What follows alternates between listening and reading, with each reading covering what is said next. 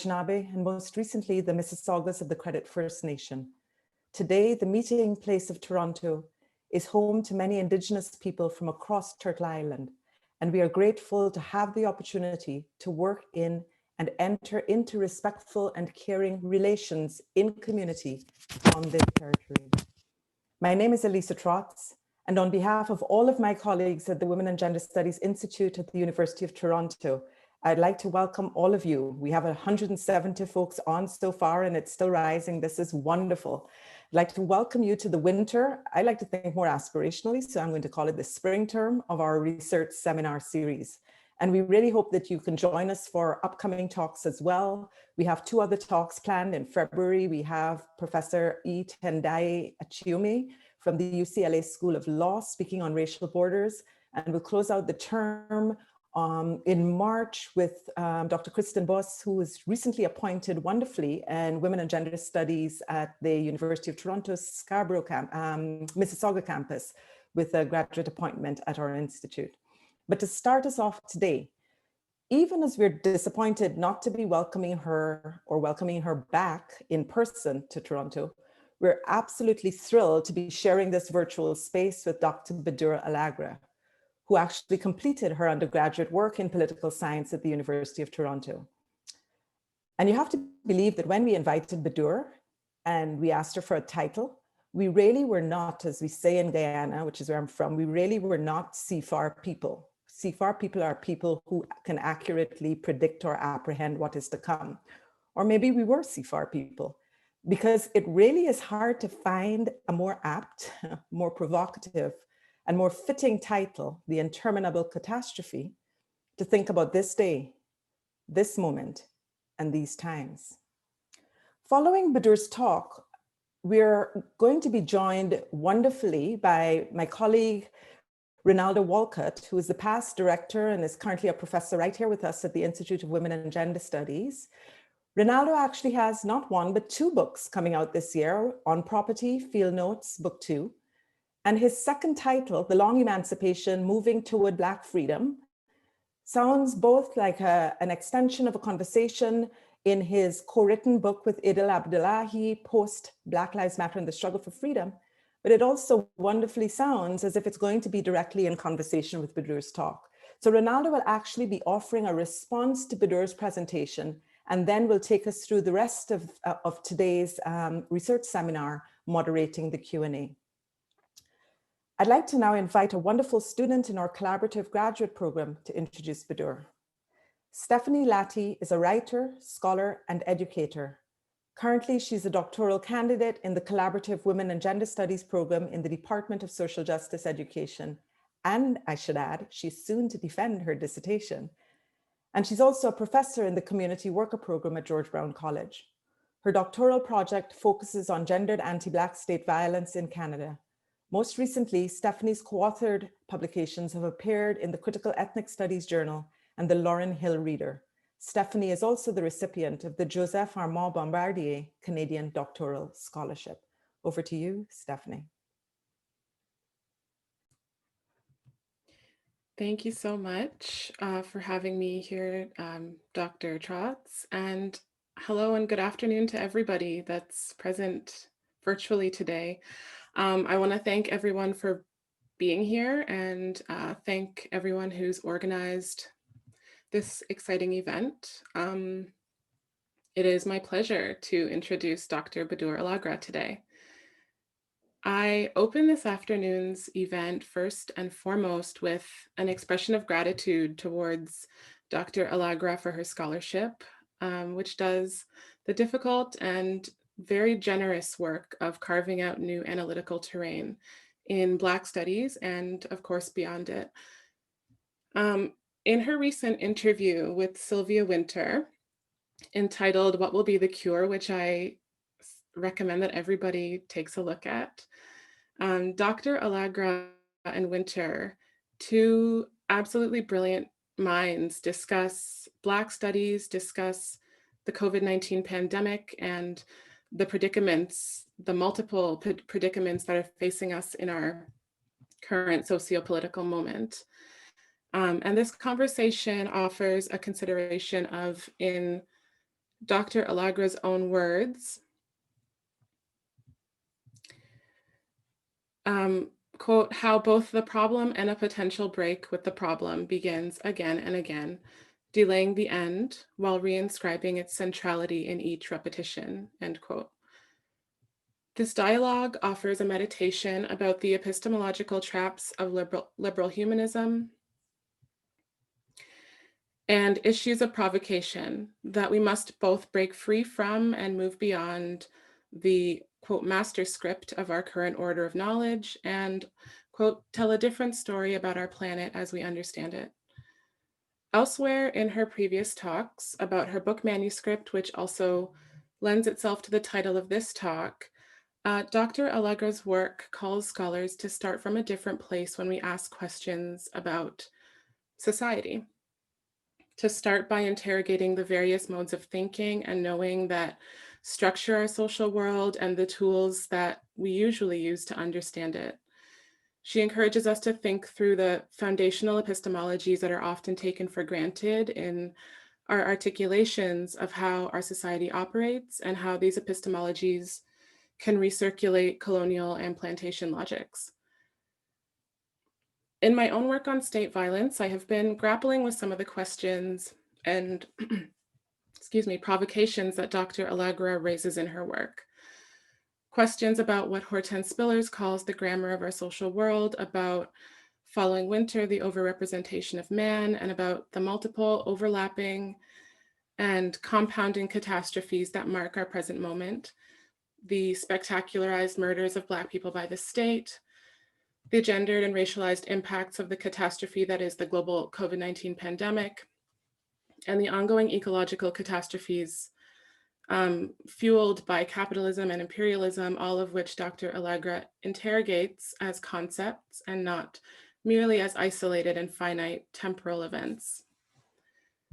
For emerging scholars, Dr. Alagraa's work asks us to consider the Anthropocene, the universalization of liberal humanism and how it structures our world spatially and temporally. In conversation with scholars like Winter, Kamal Brathwaite, and Derek Walcott, Dr. Alagraa's work is a gesture towards an untethering from the repetitiously self-replicating epistemologies that shape and continue to shape our time. It is a call to, as Catherine McKittrick writes, create vantage points outside of the space-time orientation of the homuncular observer, end quote. And move towards a starting place from which we can imagine that different planetary narrative that Dr. Alagraa calls for. We can, by asking a different set of questions, dream and write and create different narratives that have at their core not this repetitious loop of spectacular and ordinary violence, but instead something else. By way of a more traditional bio, Bedour Alagraa is assistant professor of political and social thought in the Department of African and African Diaspora Studies at the University of Texas at Austin. She received her PhD from the Department of Africana Studies at Brown University in the spring of 2019 and was an Andrew W. Mellon Graduate Fellow during her time at Brown. She also holds a BA in political science from the University of Toronto and a master's in race, ethnicity, and postcolonial studies from the London School of Economics. Her book manuscript is entitled The Interminable Catastrophe, Fatal Liberalisms, Plantation Logics, and Black Political Life in the Wake of Disaster, and charts a conceptual history of catastrophe as a political category or as a political category or concept rather than event, via its inauguration in early modern natural science and empiricist debates, and subsequent crystallization as a concept on the plantation. More broadly, she is interested in Black political thought, especially Caribbean Black political thought, African anti-colonial thought, and Black Marxisms. Bedour has been published in several journals, including Critical Ethnic Studies, Contemporary Political Theory, the CLR James Journal of Caribbean Philosophy, Small Axe, and Souls. Bedour is also co-editor alongside Anthony Bogues of the Black Critique book series at Pluto Press, with whom she is also co-editing an edited volume of Sylvia Wynter's unpublished essays. Thank you and welcome, Dr. Alagraa. Thank you so much, Stephanie, for that introduction. I'm a little overwhelmed when you put it all like that.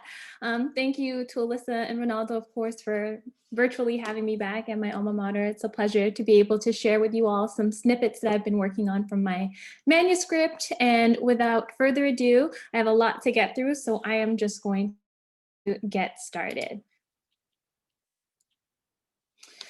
The word catastrophe is an aporia. Its use as an anchor for understanding our Earth's ecology has yet to account for what Kamal Brathwaite has given us as a prompt, the manner in which the catastrophic is ongoing, yet still tied to an original detonation of sorts. And so the enigma of catastrophe as a word, as a concept, lies in this tension between a desire to evade the originary event in favor of the repetition, while also recognizing the event, as it were, a puzzle. The question that anchors my manuscript following Brathwaite's insistence on both the ongoing presence and the original or inaugural moment and the repetition constitutes the most pressing theory problem concerning catastrophe today. My book is both an attempt to frame our current conversations concerning our planetary life while also refusing that same conversation.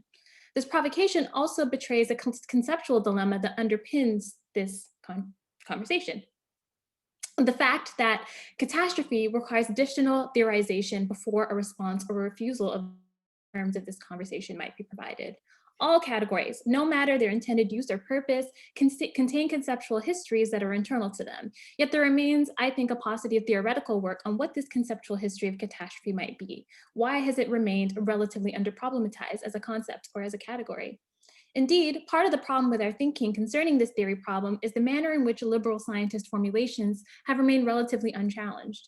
Cedric Robinson, in an essay titled On the Liberal Theory of Knowledge and the Concept of Race, wrote the following, quote, "The examples are legion in physical science and social science. One does a little hand jive, a little mechanical magic, produces an illusion and looks for uncritical acceptance and obedience from the audience. Scientific thought does not resolve mysteries so much as it defines them out of existence," end quote. As such, the Interminable Catastrophe writes against the claim that we simply need to believe science or have better science or better mechanics so that we might address the problem of our Earth's ecology and its assumed lifespan. Without destabilizing our core assumptions about catastrophe, we run the risk of rendering theory inept for confronting this predicament, and we equally run the risk of complicity with the overdetermination of empirical or social science interpretations and political offerings concerning what is essentially a problem for which we have yet to develop an adequate grammar. Even more recent and relatively creative theoretical attempts at this issue still do not address the theory problem of catastrophe itself, leaving Anthropocene studies relatively unchallenged and bounded in its authoritative, discursive, and material sway over discussions of our planet's lifespan. The terms upon which we enter the fray of this predicament are very much the problem and the way towards an antidote, if one exists. We would need to unseat all manner of this kind of, genre thinking in order to move outside of this overdetermined frame, be it man or the anthropogenic lens, right? Because of the durability, right, of this governing text concerning our planetary presence, catastrophe is currently understood as one or a series of disastrous events, rather than as a symbolic or material or structural imposition or a foundational political concept in colonial modernity. Indeed, as Sylvia Wynter remarks, our refusal to de-link from our previous or pre-nuclear way of thinking is causing us to drift towards unparalleled catastrophe. This would suggest that we might make our way out of this predicament by first enacting a break and subsequently a transformation in our thinking, rather than simply emphasizing and overdetermining both man and periodization, which Anthropocene studies prescribes. In order to address the problems of our time, including that of our Earth's ecology and circulating discussions concerning imminent disaster, it is indispensable that we first develop a robust epistemological scaffolding for catastrophe itself, not as event, but as a political category or concept that offers an analytic for the manner in which people structure their political and social lives, akin to other foundational concepts in colonial modernity, such as freedom, sovereignty, rights, etc. This requires us additionally to de-link from, again, this pre-nuclear way of thinking concerning our planet's lifespan, right? And de-linking from the overdetermined biojudicial and econometric lenses, right? Rethinking catastrophe's entire conceptual framework offers a way to puncture this epistemological barrier, which I argue is the main obstacle to adequately addressing our relationship to our planet. In this endeavor, I respond to Brathwaite's provocation by throwing into crisis the catastrophic itself. In doing this, I argue that our current understanding of catastrophe is inadequate. In particular, I consider how modern-day ecological emergencies in societies haunted by plantocratic social relations gestures towards a need to understand catastrophe as both a semiolinguistic imposition and a repeating structure tied to the inauguration of racial slavery and plantation modes of production. In this regard, I argue that catastrophe is a structural condition and a way of life, right? A way of relating to one another, imposed as a form of political and social domination, beginning with the New World colonial encounters. To this end, I consider the present-day legacies of early modern European theological and empiricist debates concerning calamity. I focus mainly on the writings and works of Georges Cuvier, Thomas Robert Malthus, and Charles Darwin, and their bourgeois and theological preoccupation with calamity, right? And Black life post-Middle Passage as the historical and epistemological hinge point that transformed these discussions into catastrophe proper, right? In my configuration of catastrophe, there are two main constitutive elements. Right? The first is that of a cruel mathematics. That's a phrase I stole from Camus, which he doesn't really explain, but I try to build on it, of these debates concerning calamity. And the second is that of fatal liberalisms and sovereign power and the rise of governmentality as the antidote to calamity, particularly post-1492. Where these two paradigms meet is where the catastrophic stabilizes itself as a category and a concept. By cruel mathematics, again, taken from Camus, I'm referring to, the quantification of human life, in particular Black life, as a matter of perfecting the numerical threshold between life and death and the kind of arithmetic logic applied to both the preservation and loss of life, right? And this is further nuanced via the calculus that kind of ratifies the massification of all aspects of human life, the allowance for margins of error in medical procedures, calculating the minimal caloric intake for the enslaved to labor another day, the exact number of meters below sea level before a place is considered unlivable or unsafe, right? These are all functions of what we might call a cruel mathematics imposed on Black people. And as opposed to biopolitics' emphasis on control over prescribing forms of life, cruel mathematics work at the level of the biospolitical or ways of life, right? Central to understanding cruel mathematics is what Sylvia Wynter calls a biocentric genre of the human, which was inaugurated by the Darwinian rupture in planetary thinking and the diffusion of the concept of natural selection and equally that of diselection, right? Early theological and empiricist debates concerning calamity in the tradition of Georges Cuvier, Darwin, and Malthus as an intellectual formation relies intensely on this biocentric genre of the human and cruel mathematics, right? Stemming from Georges Cuvier's preoccupation with extinction as a predictive tool for the future of life on Earth, to Darwin's assertion that competition between life forms dictate a similar fate for the whole entire planet. And of course, Malthus, right, his calculations regarding the importance of calamity for maintaining the Earth's delicate and natural equilibrium, right? Bedour, can you Yes. slow down just a little bit for the captioners? Yes, absolutely. Thank you. The second constitutive element of my figuration of catastrophe is that of fatal liberalisms and sovereign power. The logic of sovereignty is fundamental to catastrophe insofar as it is, in a similar manner to cruel mathematics, a mechanism which imposes, then normalizes a violent foundation for our relationship to our planet, placing certain lives as a threat to the planet's future, right, per these anxieties concerning natural scarcity and calamity in Europe, and others as stewards or guardians of the planet. This occurs and is normalized via the extension of sovereign power as either covenant per Hobbes or exception per Schmidt or Agamben into the colonial context, which occurred via domination in the form of land expropriation and dispossession, piecemeal and contradictory expressions of rights, and arbitrary governmentality. Essentially, certain forms of human life are prescribed as harbingers of calamity and therefore antagonistic to the future of the Earth itself. The logic of rule and governmentality are then offered as the antidote to the perpetual threat of calamity.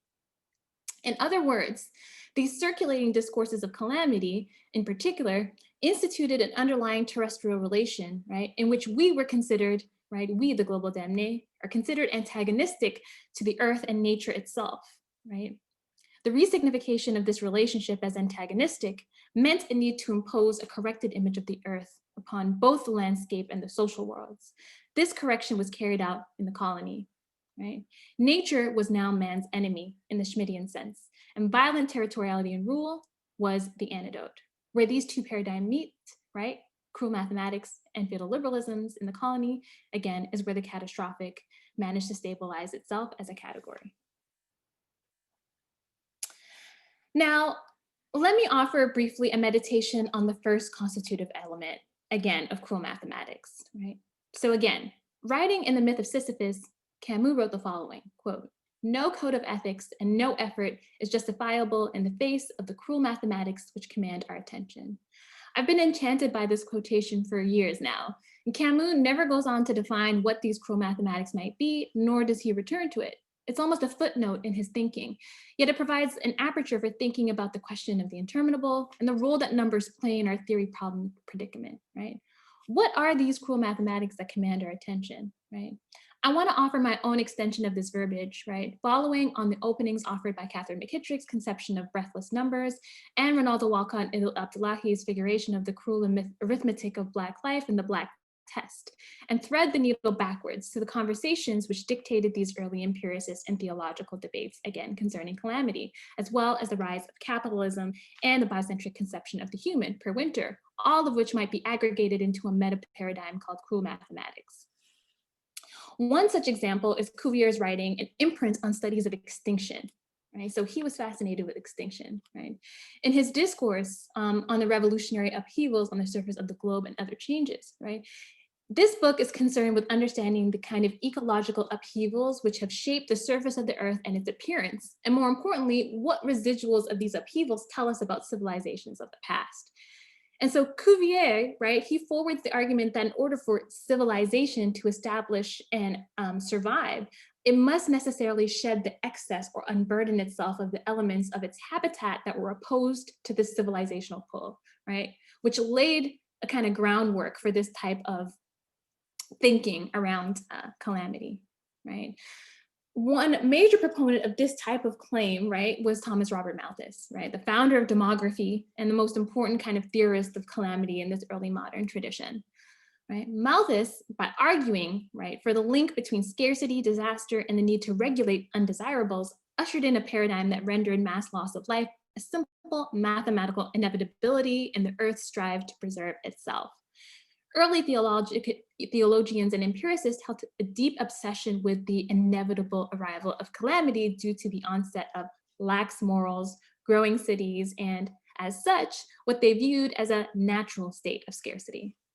The greatest proponent, right, again, Malthus, also influenced Darwin's theorizations of competition, right? Because the idea is that organisms compete over scarce resources, right?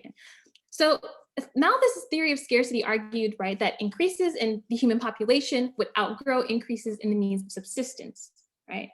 This means that in order for society to function, some people will receive or achieve their material and political needs and others will be denied, right? I think it's also important to note that Malthus was both a cleric and an economist, right?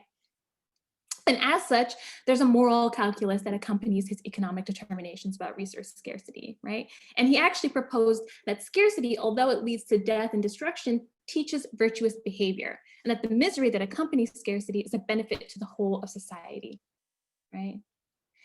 And so he argued that with the progress, right, of society, medical care, food production, shelter led to increasing populations, right? For all these positive advances, accompanied equally and opposing afflictions, which would level out the world's population. These things included poverty, disease, war, and ecological disasters, right? Most importantly, for Malthus, these afflictions were limited to the lower classes of society, right? In other words, calamity, right, is not a condition of life for the dominant classes of society because of their having achieved their status due to their assumed virtuous and unwasteful behavior. The earth is therefore made up of winners and losers, those who will have their needs met and those who will not. And the manner in which people must avoid this type of calamity is through preventative measures, which include abstaining from sex, sterilization of the lower classes, and outlawing prostitution, right? The model for human restraint and the master of human scarcity dovetailed dovetailed with the rise of man too, and helped render him cohesive as the highest expression of the human self. And Winter writes the following, quote, "This latter, as a new hero figure who, by providing capital as the means of production of the then new techno-industrial system, thereby serving to enable the mastering of the threat of the ostensibly empirical threat of natural scarcity as put forward in the Malthusian economic discourse, was now made to embody iconically the new breadwinning criterion of being that is indispensable to the class supremacy of the Western as well as the globally westernized bourgeoisie." Right? The key for Malthus was the importance, again, of moral restraint and easing the stresses of ongoing affliction due to resource scarcity, right?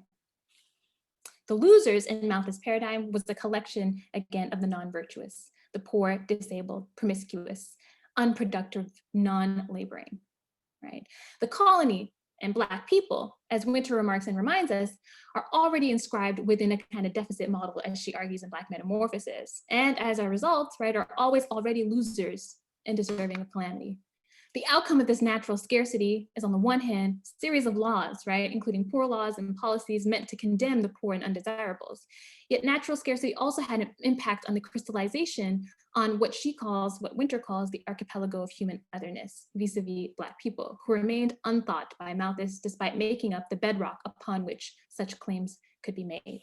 Sylvia Winter writes the following, quote, While it will be in the lineaments of the new criteria defining man too, in the terms of its new descriptive statement, that the lineaments of its negative human others are also already outlined, seeing that if at one level man too is now defined as job-holding breadwinner, and even more optimally as a successful master of human scarcity, what might be called the archipelago of its modes of human otherness can no longer be defined in the terms of the interned mad, the interned Indian, the enslaved Negro, in which it has been earlier defined, end quote. Bedour, just a little bit slower.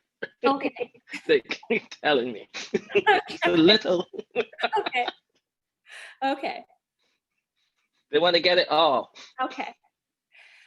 What this newly instituted archipelago of human otherness accomplished was the transmission of the logic of natural scarcity globally. I'm just gonna mute all of this stuff. Engulfing and encamping the global damnés in their narratively and materially condemned status, right? This Malthusian bind, per Winter, is part of the theological empirical turn of Homo economicus. Yet the logic of natural scarcity is also coeval with Enlightenment writings against the empirical turn in philosophy, revealing the manner in which these traditions, right, the boundaries between these traditions are more apparent than real, since they are stabilized by whiteness. I would also like to use this frame, right, of cruel mathematics to consider how this logic of natural scarcity was, of course, again, stabilized by the system's evaluation rendered possible by the slave trade, right? As Catherine McKittrick writes, quote, "The slave status as object commodity or purely economic cargo reveals that a Black archival presence not only enumerates the dead and dying, but also acts as an origin story. This is where we begin. This is where historic Blackness comes from, the list, the breathless numbers, the absolutely economic, the economics of the unliving," end quote. Walcott and Abdullahi, in their conceptualization of the Black test, argue for a logic of cruel arithmetics of Black life. And they write the following, quote, "Indeed, we are suggesting that Black life seems to be summed up in a cruel arithmetics that position us both at a cost and a deficit simultaneously. These are both material and otherwise, right? The arithmetics of Black life is a cruel calculation hinted at above in the previous chapters, that it has its corollary in both debasement of Black life and the commodification of it at the same time. Black people are required to count all kinds of things," end quote. Now, in Black Metamorphosis, Sylvia Winter considers the methods of valuation that activated the transformation of the African into a Negro or commodity for plantation production via the Pieza system, which underpins slavery as the nucleus of capitalism as a world system. And she writes, quote, "The slave was sold in the New World as a pieza, a piece. A pieza was the equivalent, for example, of a count, bunch of bananas. A count, bunch of bananas is a stem of 9 hands or more, and this is the norm. A stem of six hands, for example, would count as a quarter bunch. The amount of stems of banana is therefore more than the amount of bunches," right? So with the African, the pieza was the norm, end quote. Slave merchants, according to Winter, used this calculation in order to exchange manufactured goods for Negroes, or the commodity produced by the Negro pieza, right? In order to account for the asymmetry in exchange metric between wage labor and slave labor via the sublation of slave labor with commodity valuation. So for Winter, it's not that the enslaved were the antithesis of labor, they were a pieza or a piece of labor. As the trade in enslaved Africans developed over time, Winter describes a transformation in the system of valuation, which developed to account for this increase, referred to as the ounce trade, a device which, quote, consisted in paying in kind for the gold ounces that the Europeans owned for slaves, right? But counting the goods in ounce trade, i.e. with an average 100% markup, right? So we see how the idea of money, right, is tied to first the pieza system and then is transformed into the ounce trade. Though this explanation may seem pedantic, Sylvia Winter, I think, is reminding us of the importance of understanding systems of exchange and valuation at the core of the Atlantic slave economy. Consider this testimony from Charles Malefont, a former plantation manager in Saint-Domingue, who remarked on the rationale of the plantation owner, quote, or the plantation overseer, quote, "His main aim is to send the owner and France the maximum revenue possible. The owner scarcely gives a thought to what is happening to the slaves on his estate. He puts himself in the hand of a man who sends him enormous sums. A new attorney wants to do better than his predecessor and at the same time get rich quickly by himself. He therefore keeps expenditure to a minimum and works the slaves in a way that in a few years makes his fortune but destroys the workforce. 50 new slaves are needed. The owner protests against such an expense but soon calms down. It's on credit," end quote. McKittrick also notes that counting was fundamental to the manner in which violence and punishment were understood and practiced. She writes, quote, "Punishment during slavery was intimately linked to counting. Lashings are the soundtrack to slavery, 4, 10, 50, 100, 200. To be sure, the body, the lashings, the counting culminates to a firm, crass, and familiar itemization. The corporal consequences of rational reasoning. Counting the cracks discloses measurable discipline," end quote. And this, in the end, is the heart of the logic of cruel mathematics, right? That it is hidden in plain sight, that it creates and maintains catastrophe as a way of life, right? A way of life, right? Circulating in the web of plantocratic social relations and fundamental to the diffusion of the plantation's modes of being and relating to one another into our present moment, right? The fact of cruel mathematics and the subsequent assertion that it embeds catastrophe in the everyday lives of Black people lays the groundwork for its heightened articulation during acute disaster scenarios, such as Hurricane Katrina, for example. It's a logic that operates on multiple registers, in the low hum of the brutal calculi of everyday life for the enslaved, and in the hyperbolic expressions of encampment and incarceration, scarcity-driven disaster management, etc. As McKittrick remarks, the death toll becomes the source, end quote. Now, both these elements of catastrophe, cruel mathematics and fatal liberalisms in the form of rule or governmentality, right, offer a grammar for considering, again, the kind of linguistic and material expressions of the catastrophic. Most importantly, I think, is that both of these constitutive elements of catastrophe introduce and stabilize a narrative condemnation, right, which clears a terrain in which the material violence can make itself apparent and durable, right? And this is from Sylvia Winter's NHI, the idea of the narrative condemnation, right? And she writes, right, quote, "The starving fella, the jobless inner city NHI, the new global poor or les damnés," Fanon pointed out, "does not have to inquire into the truth. They are the truth. It is we who institute this truth," end quote, right? This narrative condemnation permits the material and structural violences, right, which render Black people ecological excess in the face of calamity and cruel mathematics, resignified, right, the category of the enemy, right, to that of the native, which permits governmentality, which is always already violent, right, to make these violent incursions onto our terrestrial relationship with the planet. We must now undo our narratively condemned status if we are to break open the bad infinity of the catastrophic. So I find it useful to restate the pressing need to meditate on the meaning of catastrophe, since it stems from the question of, who we are and what possibility of a future there is for us, right? Early modern theologians and Darwinists, right, would have us believe that we're headed on a collision course towards the end of the species, right? If we consider how, one, the social life of the plantation and its attendant logics of cruel mathematics and fatal liberalisms propels itself in its repetitions, this means that it's simply unable to signal the end in a way that is complete or totalizing, right? Instead, catastrophe in its presence as a kind of connective tissue of everyday plantation life also propels Black people in these spaces to think and do differently, which reveals an additional contradiction in the logic of catastrophe. And its failure to bring about the end occasions for speaking, right, to borrow from Lamming, and for intervening in our social and political conditions emerge. Now, this is not to conflate catastrophe with resistance or with freedom itself, or to suggest that one needs catastrophe in order to think or do differently. Rather, it's an acknowledgement of catastrophe's incomplete nature, right? And its incompleteness is what permits these possibilities to emerge and take hold, right? More importantly, under the thumb of the catastrophic, the key political consideration is in fact a social one, concerned with the predicament of how we all might live together on this planet, especially in the face of terrible loss. Now, I would be remiss if I were to ignore the recent consolidation of intellectual deliberations concerning the Anthropocene.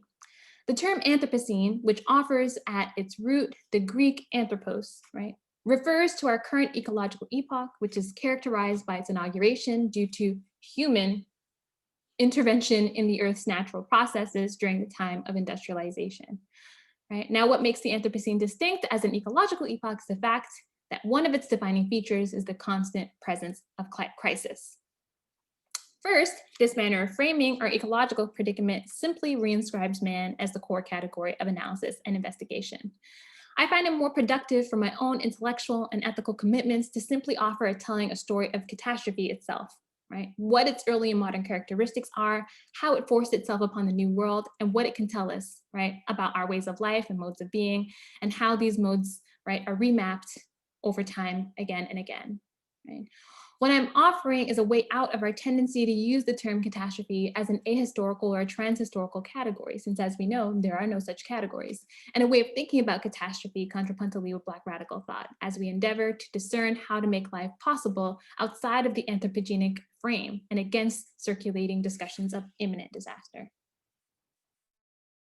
Now, this is not to say that considerable and important work hasn't been done to stretch the anthropogenic lens, right, including the Capitalocene, Plantationocene, and more recently, for example, Catherine Yusoff's Billion Black Anthropocene, which is a text that emerged as a kind of decisive intervention in discussions concerning our planetary existence. And in this text, Yusoff argues that terming the Anthropocene a geologic moment renders invisible the forces which made it possible: slavery, colonialism, and centuries-long dispossession of indigenous populations globally. Insisting that, quote, no geology is neutral, unquote, Yusoff insists that the Anthropocene offers an opportunity to consider what constitutes human activity in our geologic frame and how anti-Blackness evacuates slavery and colonialism from that intervention. I think this is a useful kind of corrective in addressing the manner in which Black people have been central to the project of our Earth's ecological life from the very beginning, wherever that beginning might be. But in the end, even a Black Anthropocene, as Yusoff suggests, recast as a site of refusal via these insurgent geologies, as she calls them, right, still concedes to the Anthropocenic frame, right, which in the end stabilizes the authority of the Anthropocenic frame, right. The Interminable Catastrophe poses a few questions to this figurative stretching of the Anthropocenic frame. Can we now, having seen the limit, having tugged at it and pressed up against it, cross the threshold to the outside of the Anthropocenic reference point? Can we reach for an autonomous frame, right, that is connected but still outside? Have we exhausted the Anthropocenic lens, right? Can we move outside the question of the anthropos, right, while still maintaining an interrogation of man's over-representation? The Interminable Catastrophe is reaching for an autonomous frame, right, outside the theoretical grasp of the Anthropocene, an attempt to capture the discursive material fluvia which exceeds the constitutive limit of the Anthropocene frame. The space on the other side of the limit of the Anthropocenic lens, even a Black one, is where the catastrophic resides. That is where I am heading. Now, the question that haunts this entire manuscript is, how do we think How do we come to think of the notion of the interminable as it relates to the catastrophic or calamitous, right? And it's here that I look to combine already available notions of sequencing and perpetuity in order to offer my own figuration of interminability, right? Which is ultimately a paradigm linked to these existing expressions with a little twist, right? And so to do this, and you might have heard this from me before, right? I look at Hegel's notion of the infinity, which undergirds much of Western episteme's understanding of continuity and perpetuity, right? Now, Hegel's notion of the infinite can be divided into the good and the bad. The bad infinity will be the main preoccupation here, right? Now, in his consideration of the bad infinity in his text, The Science of Logic, Hegel actually points to a stanza in a poem to illustrate this, right? He doesn't actually use numbers to illustrate the bad infinity. And this is what the poem reads in The Science of Logic. I heap up monstrous numbers, pile millions upon millions. I put eon upon eon and world upon world. And when from that awful height, reeling again, I seek thee, all the might of number increased 1,000-fold is still not a fragment of thee. I remove them and thou liest wholly before me, right? This is our introduction to his concept of the bad infinity. And what this poem demonstrates, right, is the manner in which understanding the infinite as a piling up of numbers reveals that the very attempt at the infinite is futile, right? He explains this expression of the infinite as a series, with each step appearing to take us closer towards infinity. The progression is fundamentally negated because we're no closer to infinity at all. Or to put it otherwise, we never arrive at a point in which infinity is more visible or nearer to us, as the poem reveals. In this way, the infinite is negated by the finite. And as a result, this particular conceptualization of the infinite is comprised of a contradiction insofar as it always contains the finite within it, right? This understanding of the infinite, which sets itself over and against the finite, is referred to by Hegel as the spurious or the bad infinity, right? Now, in his essay titled Terminality, the Ticking, Abu Ferman theorizes the question of terminality within the framework of the doomsday device, or rather, midnight on the clock, which recalls, I think, Derrida's argument concerning the invention of clock time as an interruption of life itself, and he says this in his death penalty seminars. So he writes the following, quote, "The abstractions of the end, too slow, too vast to be experienced in the present, are transformed into legible futures through the repetition of probabilities, charts, statistics, and temporal frames in which experts produce ever more threatening scenarios with mounting stakes. What was supposed to happen in 2050 is already happening," end quote. Abu Ferman is pointing, I think, to an issue in our thinking and time sense, that in our anticipation of midnight or the terminal, we fail to understand that the terminal is already here, defining our relationship to terminality's other, interminability, or repetition.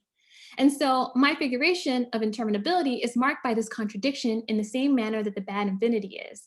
The interminable sets itself over and against the terminal, embedding the endpoint inside each point in the repetition, while also leading to the piling up of time over and over, right? Now, in the introduction to my book, I make a note that catastrophe is, again, defined by a stubborn contradiction of its assumption as the harbinger of the end while also failing to ever bring about the end. This contradiction, right, in which the end is embedded in and defines the interminable is what I'm signaling via this bad infinity analogy, right? Now, where his understanding of the bad infinity and its manner of informing my understanding of interminability must be exceeded is in the inevitability of these repetitions, right?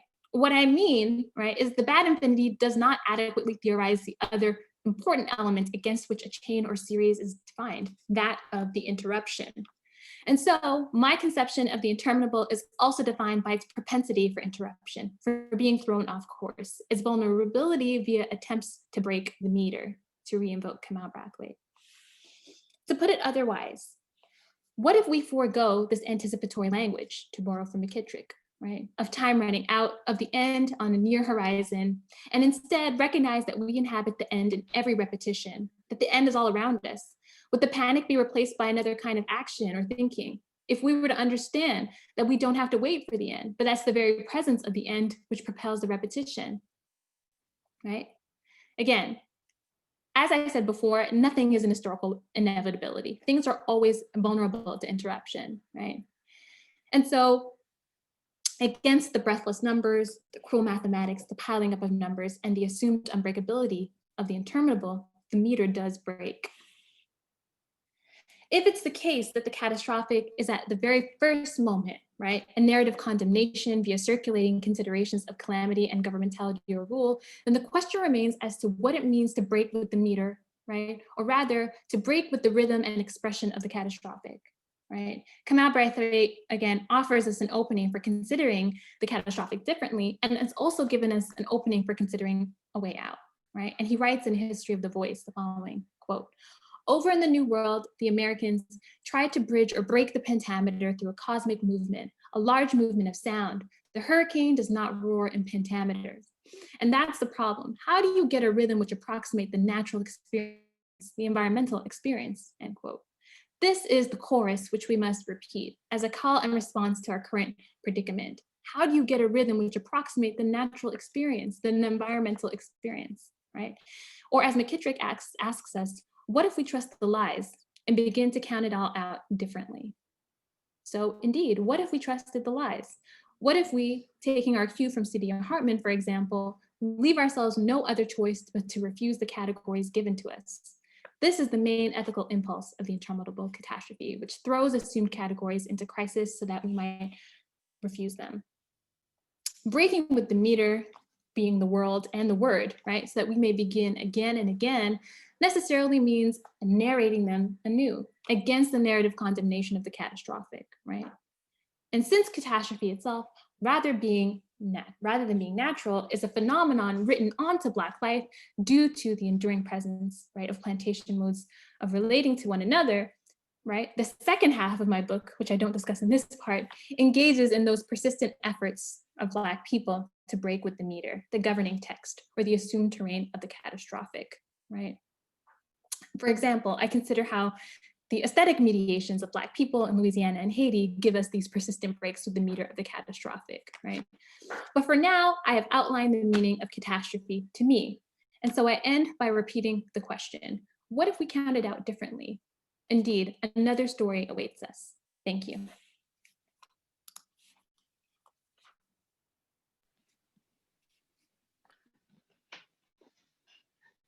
Hi, Bedour. Thank you very, very much for that lovely, deeply thoughtful talk that you ran through really quickly. So there are lots of people even text me telling me to tell you to slow down.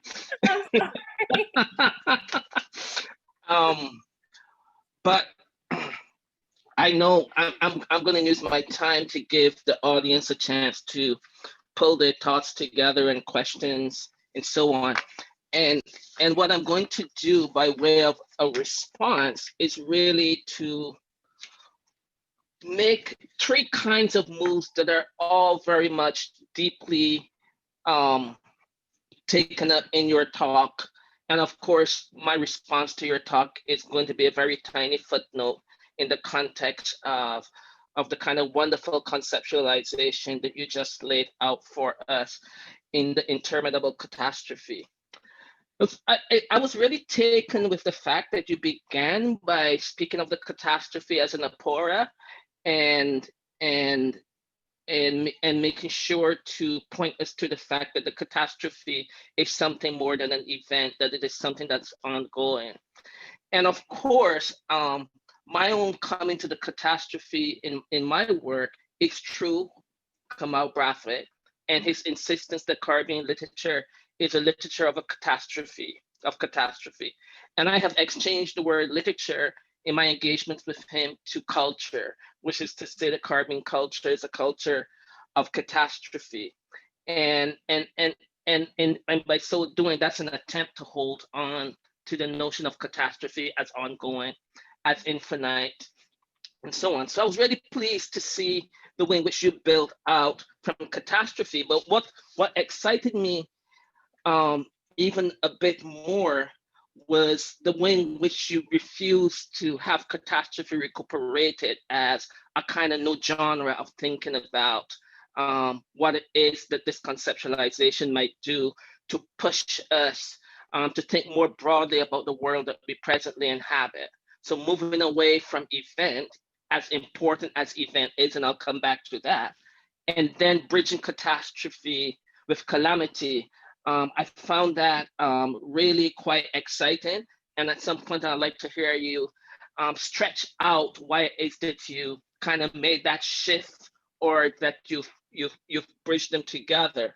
But the kind of question of, genre thinking and pushing beyond, if you will, the original event, the original sin of transatlantic slavery and plantation culture, to think about how that in and of itself comes to be the terrain that sets up the ongoing catastrophe, is really exciting to think with and to work with. And of course, Winter's Unparalleled Catastrophe uses that moment to pull us right into the moment that you used the term Anthropocene. That surprised me that you used that term, but I'm glad to see that you're on making that term by through a particular kind of reading of the history. So Winter's Unparalleled Catastrophe is fully linking the original event, if you will, and its ongoing life into our present. And of course, through the logics of the what's the word I'm looking for? The rapaciousness of late modern capitalism that is clearly undoing any particular projects of liberation and freedom that we might dream up. So I was really excited by those moves, and I'm really interested in hearing a little bit more about calamity and the way in which you have fixed that in. The other move that I want to think a little bit about here in your talk was, the move that you made to talk about the PISA and peace and the logics of accumulation and counting the ledgers.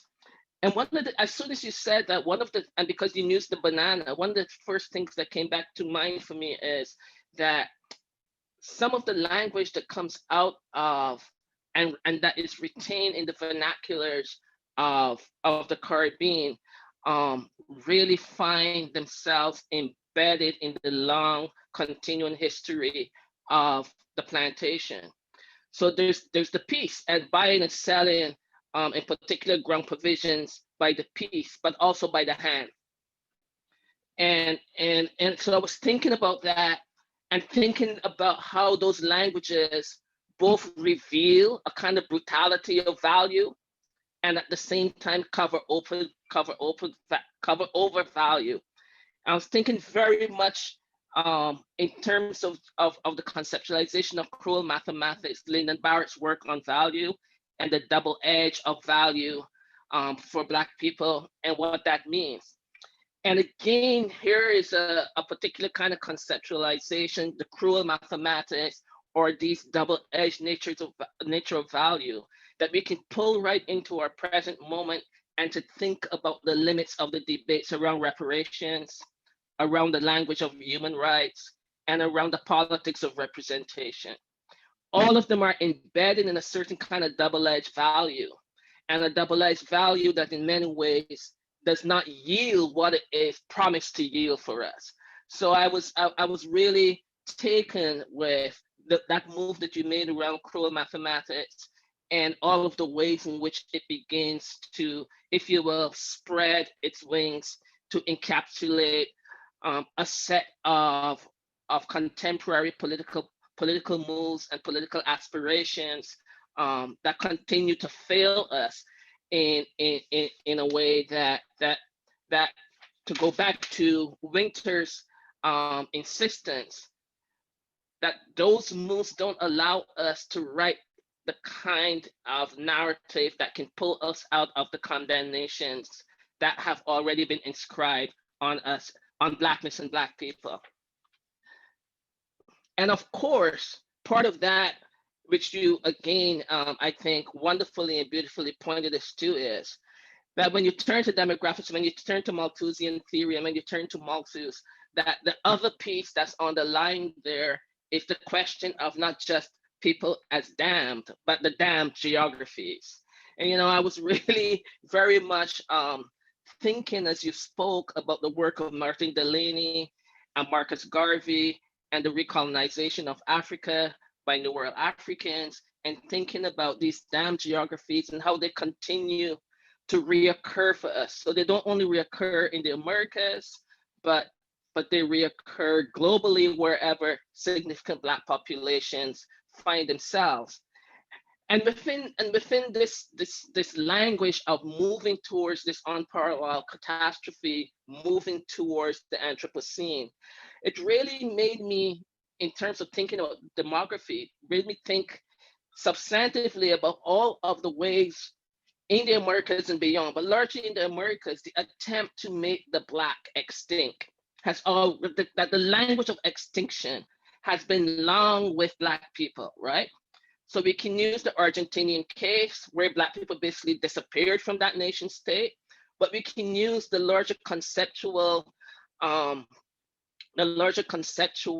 terrain of the political and biopolitical projects of amalgamation, of miscegenation, as methods to make extinct Blackness in the aftermath of a rapacious late capitalism where Black people are constituted as waste. So that this question of extinction itself is one that Black people live with perpetually. And indeed, depending upon which island or which place in the Americas one landed, the Black populations that landed to work on the plantations and elsewhere were indeed infinite and to the extent that, in many places, people live for maybe 5 to 10 years, and then they had to be repopulated with more Africans and so on. So even the very notion of extinction that underwrites the Anthropocene is, for me, something that Black people have lived with. And that's encapsulated in another sense through the work of Delaney and Garvey and this kind of recolonization of Africa with New World Blacks. But and the third is to come more clearly then to the Anthropocene and to think about the plantation as we know in Winter's conceptualization and graphics to a lesser degree. The plantation is central to the catastrophe. But the plantation is also a place where the possibility, it's also a place where the generation of the possibility of new forms of life begin to also come into being. So the Anthropocene and the Anthropocenic refuses to grapple with, because it is so fundamentally anti-Black, as you rightfully argue, it refuses to grapple with the fact that we can remake the earth, and that in fact, the invention of the Americas is a remaking of the earth. It was repeopled, and not only was it repeopled by moving Africans, Indians, and others into indigenous lands and repeopled them, and for many of us, these lands becoming our only homes, but also it was repeopled, it was also remade through flora and fauna as well. So that the very sugar cane and so on that becomes crucial to understanding the region and its productivity are not native to these places as such, but have become native to them. Marijuana and so on. And so, in the first instance, the very thing, or if you will, in the first instance, the very modes of production that are now seen to be driving us towards the Anthropocene, or what I would prefer to call following Winter, the unparalleled catastrophe, are embedded in plantation economy, are embedded in transatlantic slavery, and therefore roll out from that through industrialization and through methods of thought, Enlightenment, post-Enlightenment, and late modernist thinking. And I say all of that to really say that, what you've opened up for me here is the possibility of going back to my own work and rethinking some of the moves that I have made, especially around the tension between the event and what continues to live. And what continues to live, the way that you have phrased it as interminable or infinity, is, I think, for me, really quite exciting and intellectually productive. So having said that, I want to I want to open up with maybe, it's a kind of open-ended question, and you can take it anywhere you would like to take it. But so, you know, in my own work, I found myself putting three terms together, which is catastrophe from Kamal Brathwaite, wake from Christina Sharp, and hauntology from Derrida. And what I found useful in doing that is to kind of think about what kinds of practices are necessary for us to, what kinds of practices and what forms of conceptualization work for us to do the work of writing that truth that Sylvia Wynter argues humanists and social scientists must now engage in relationship to the narratively condemned. And occasionally, and recently, I've been thinking a lot about Maurice Blanchard's work on disaster as well. And I'm wondering, in your own work, you've gone to calamity, and I'm wondering, in relationship to what I just kind of laid out, if you're willing to say something more about what calamity does for you, vis-a-vis some of the other ways in which I just laid this out. And while you're answering that, I'll look into the Q&A for the other questions. Wow, that's a lot. Thank you, Ronaldo. I'm going to try my best to respond to a lot of this. So I guess for your question about, what practices are necessary for us to, do the work of unwriting this kind of narrative condemnation of the catastrophic, I think it actually relates to a bunch of the things that you mentioned already when, you were looking at your notes, right? And I think the first thing is, right, that I opened with a quote that came directly from Wynter's Unparalleled Catastrophe for Our Species, because the problem is, right, is our refusal to delink from our pre-nuclear way of thinking, right? That is the problem. The problem is our thinking. The problem is our allegiance to the governing text. It's our inability to think outside of the script, right?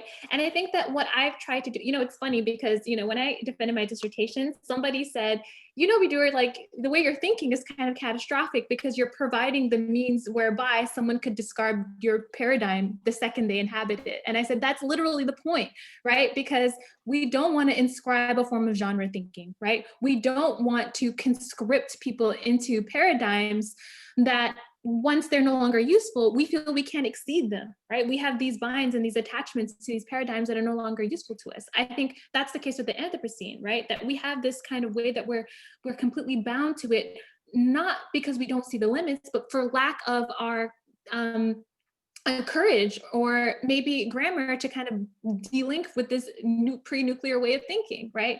And so at the very outset, I'm saying the problem is the genre thinking, right? So, and this is the thing that I like about studying concepts, right? Because when you name a concept, you're fixing something in a place and time. You're fixing it in a way. And the second you do that, you lost something. There is something that exceeds it already. And that excess completely escapes you, right? And then it's always already a failure from the outset because you want to reach for that excess. That thing which you have fixed is no longer the problem. It's that excess that's produced by the process of fixing the thing.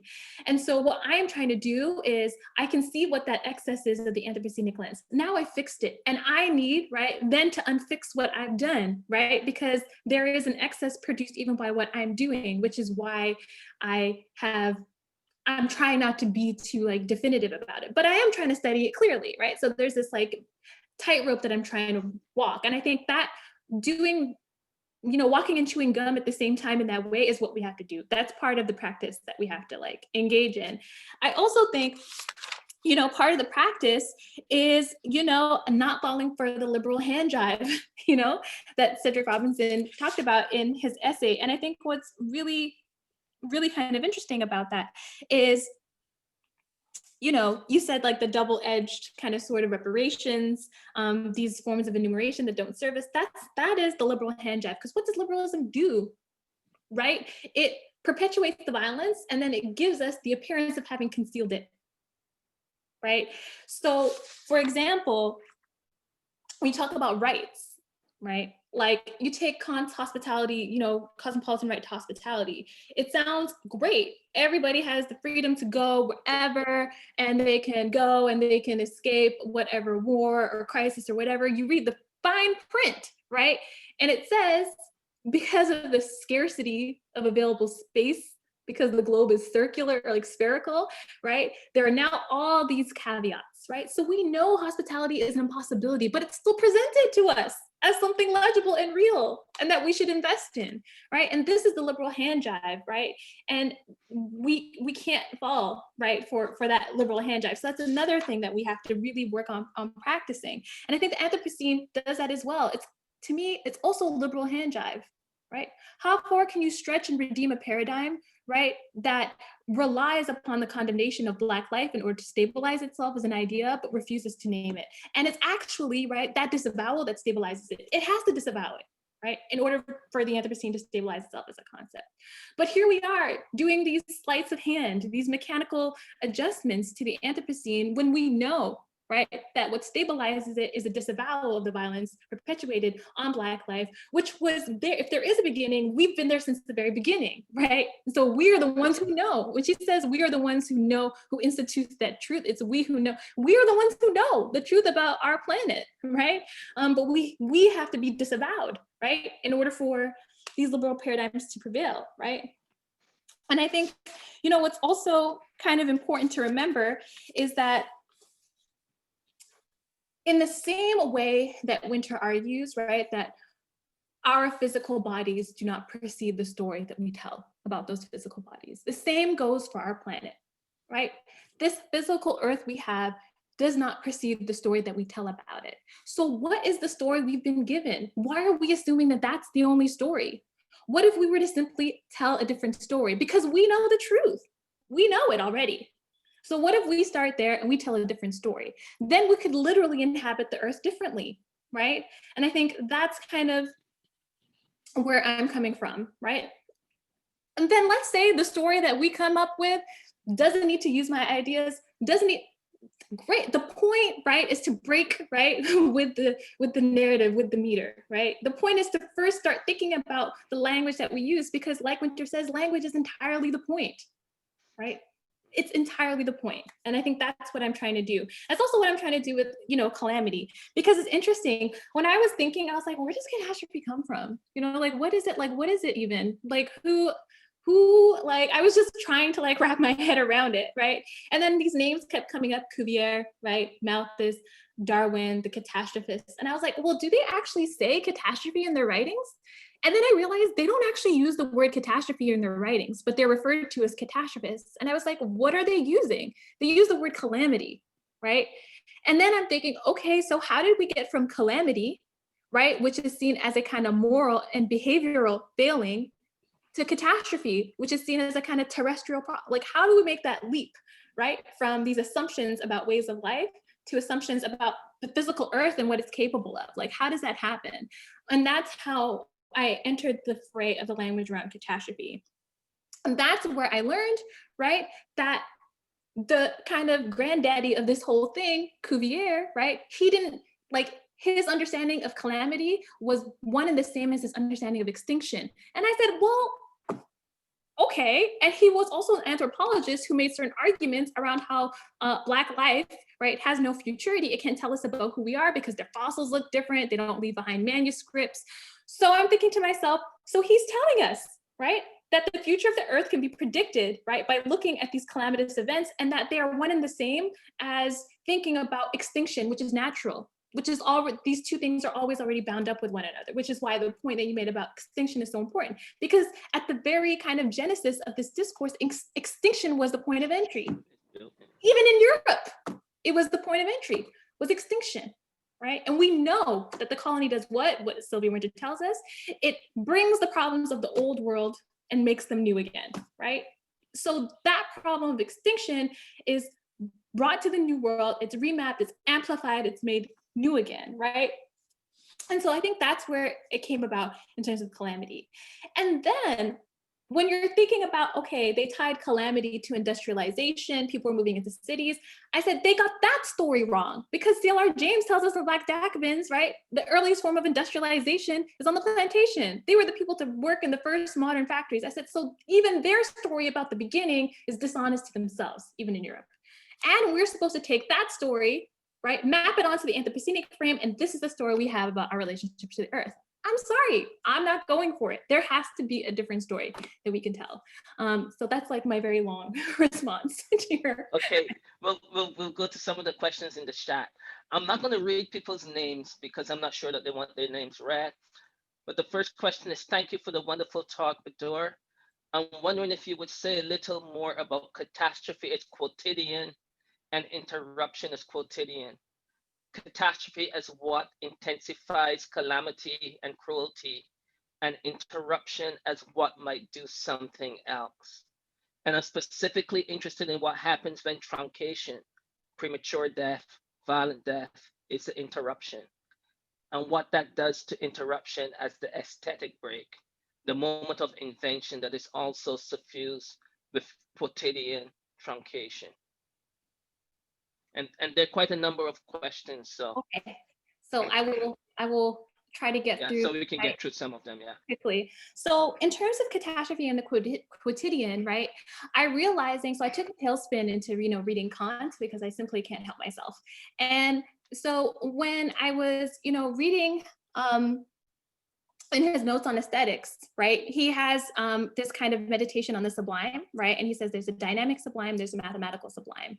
The dynamic sublime is about, being overwhelmed with a feeling of awe, right? And the mathematical sublime, he doesn't really say how different it is, but mathematical sublime is about like the sheer volume of things. Like we can't comprehend like how big the universe is, or like the deepest depths of the ocean. We don't really have kind of shorthand, right, for understanding the overwhelming nature of those things, right? And he uses sublime to, I think, right, our preoccupation with the Anthropocene, with crisis, right, with storms and floods and all these things is this inheritance that we have with, is a preoccupation with the sublime, with these things that overwhelm, these things that are kind of monstrous, these things that are decadent even in their violence, right? And then we miss, again, that thing that stabilizes the sublime, which is the ordinary. You can't have the sublime or an understanding of the sublime without that thing which renders it coherent, which is the ordinary or the quotidian, right? Which is why the low hum of the brutal calculations,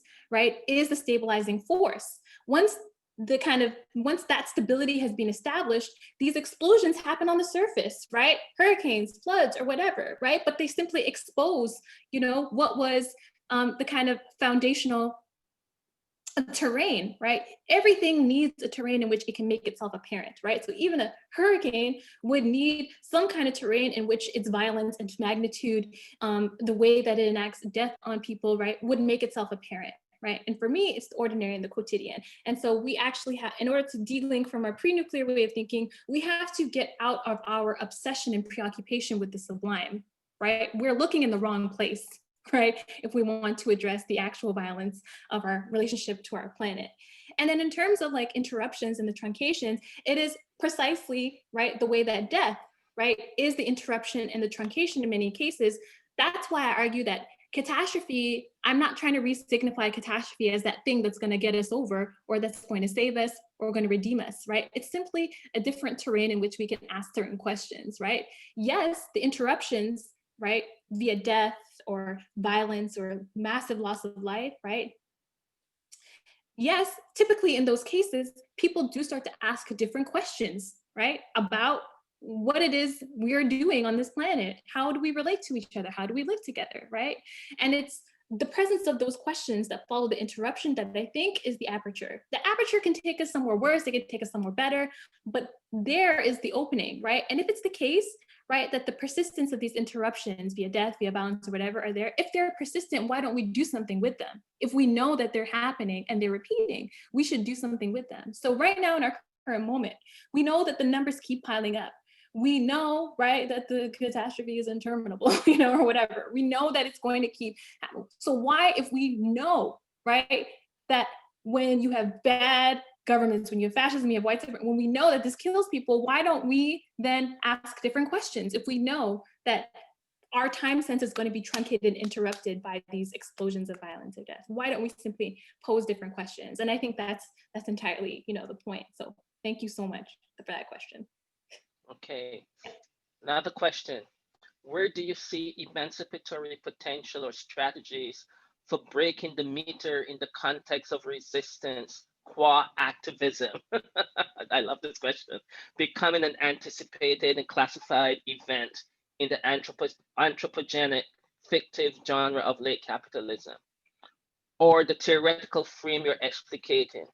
Can you point towards an otherwise resistance it gestures towards? Because the resignation, despair of the left and Black people feels like a catastrophe in its own right. Yeah, I definitely understand that. And, part of what I'm trying to grapple with in my text is like, even in the face of measurable loss, terrible things happen. And what do people do? They simply pick up and they continue their lives the next day in some way or another. These could be degraded lives, fulfilled lives, but they're lives. Bad things happen all the time and people move on. So then the question is, what does it look like when people move on? Like, what do they do when they're separated from people, they're separated from their homes, they are traumatized, they've lost a sense of themselves, they've been alienated from their own relationship to their land, but they still move on. So what does this look like? And I think that we can actually, again, puncture the feeling of despair, not with necessarily, everything's gonna be all right, everything blessed, that's not the answer, but the answer is bad things happen all the time and people move on. And what does that look like, right? And so in terms of aesthetic mediations that I kind of look at in Haiti, for example, I went to this kind of park. Anyone who's been to Haiti has probably heard of it, Martissant Public Park, right? And the way that it is, on the one hand, a memorial of the earthquake and also something that exceeds that, right? So the memorial is part of the way that the park was kind of redesigned and inscribed, but it's also bound up with things that were already there, right? So that the event of the earthquake is just one part of the story that they're telling with that space. Because you see the memorial, right, to the earthquake in some of the artwork there. They planted ylang-ylang trees, which ascend at sunset, which is when, the earthquake happened in Haiti. But also you go to another part, you realize Catherine Dunham's Voodoo temple is there, and then you learn that she was initiated as a Mambo, right? And then you go and there is a medicinal garden, there are graves of people who fought in, so it's just all these things all at once, and then you realize like, okay, this thing happened, they're acknowledging it, of course, it's devastating, but they've made it part of the kind of broader landscape of many things that have happened in the story, right, of that space. And I think there is something really honest about that, right? Because it's the case that people have to do something, right, when these things happen, and what that do something looks like can look very different. I also look at, Louisiana, and one of the things that happened after Katrina was that they weren't able to have, Mardi Gras, and people weren't able to do their second line funerals because of the streets being flooded. And so people developed all kinds of different ways of, dealing with that. So for example, some people who had built their floats, for Mardi Gras, they lived in them. They turned them into, because they were big and covered with tarp, and so they moved things into them, and that's no way to live, right? But that's something, they're doing something, and they tried their best to make these things beautiful and to make them what they could, right? So yes, it's not enough, right, to live a dignified life. These things are simply not enough to grapple with the horror and the loss or whatever, but it's something, right? And I think that something counts, right? For something. I've said something like 8 times. Yes. Let's see if we can get through maybe 2 or 3 more. So this one, good afternoon, and thank you for sharing your work with us. I found many of the concepts, especially the interminable, and the way it simultaneously opens the capacity for and perpetuates the presence of oppression insightful and helpful. You mentioned theological connections to some of the ideas and logics at work. Are you able to speak to some of those connections and how they play into the interminable? Yeah, absolutely. I think this was kind of veiled, and it would have benefited from making it clear. But the empirical assumptions were one and the same as the theological ones in that time. They were not separate, right? So in the instance, right, that Cuvier is making an argument about extinction, he's also making an argument, right, about man, about virtue, about certain kinds of behavior, right? Certainly Malthus was a cleric and an economist, so he was making explicitly theological arguments that were kind of welded in and kind of enmeshed with his econometric arguments, but they're one and the same, which is why liberal scientist frames being carried over into the present, right, are never going to serve us, because we know at their very inception that they're bound up, right, already in these theological assumptions, right? But then they are now presented as that thing which is sanitized of that morality frame, or the, like it's presented because, as Sylvia Winter tells us, that once these frameworks undergo a secularization route, right, they appear as secular, but they have bound up in them all kinds of assumptions about man one and Christianity, right? So the kind of liberal scientist frames are the same as the theological ones. And that the way that those two things are really intimate bedfellows is part of the repetition. It's part of what repeats over time. So hopefully that clarifies it. Okay, so this is a longer question, and it begins with thanking you for your intellectual energy. And it's wondering if you can come back to the logic of extinction, the problematics of recent vitalism as marshaled against the Anthropocene by people like Rosie Braidotti, as a consequence or as a consequence of that celebration of the vitality of living matter. So I think there, and the question goes on, I think there is another extinction erasure of Black life in that vitality, because now that matter is no longer inert, but shall live, of course. Black life is no longer the reference for it. My question is, how, if the challenge is to re-narrate the calamity, how would one cut through this white reblanketing of Black challenges to the Anthropocenic frame? Or is strategic ignoring, that is thinking away and around those logics, a strategy, an intellectual strategy, I would say?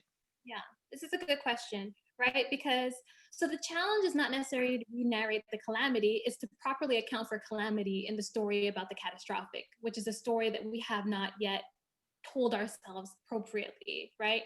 And then in terms of cutting through the white reblanketing of Black challenges to the Anthropocenic frame,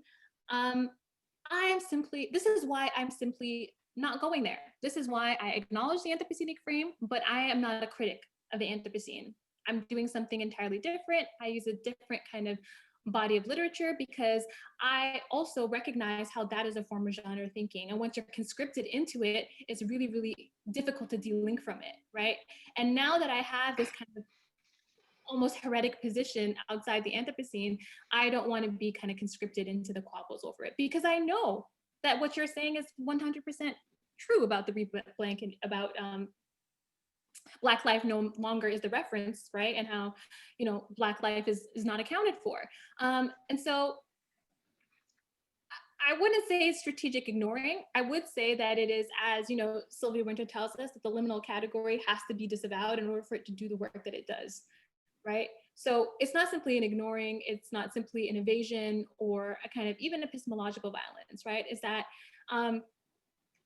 the Black challenges to the Anthropocenic frame have to be disavowed, right? In order for the Anthropocenic frame to maintain itself and to repeat, right? Its core assumptions, and part of its core assumptions rests upon, again, a disavowal of Black life. So what actually repeats itself, even in the stretching and the critiques of the Anthropocenic frame, right, is this disavowal of Black life in the kind of material sense and also in the epistemological sense. Me personally, I'm not necessarily, going to work myself up over those disavowals or the way that they ignore or think around Black challenges to the Anthropocene. I gave one example, and I think that's all the energy I have for it, because it's quite the hand jive. I think we can get in one last question, and I'm gonna choose this one because I'm also interested in, and I'm interested in hearing You talk about it. Okay. So first, the question that begins, thank you, Bedour, for the wonderful talk.